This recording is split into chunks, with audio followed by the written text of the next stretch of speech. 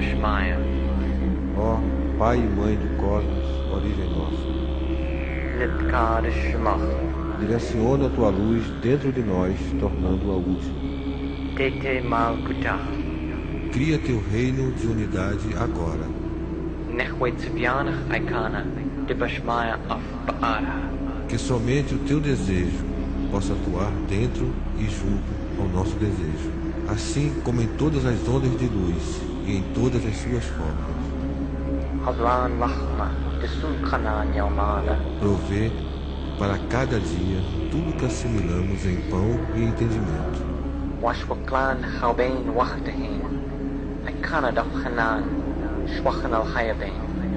Desfaz os laços dos enganos que nos prendem, assim como nós liberamos as amarras com que aprisionamos os enganos dos nossos irmãos. Wela Tachlan Venezuela. Ela Patsan Minbisha.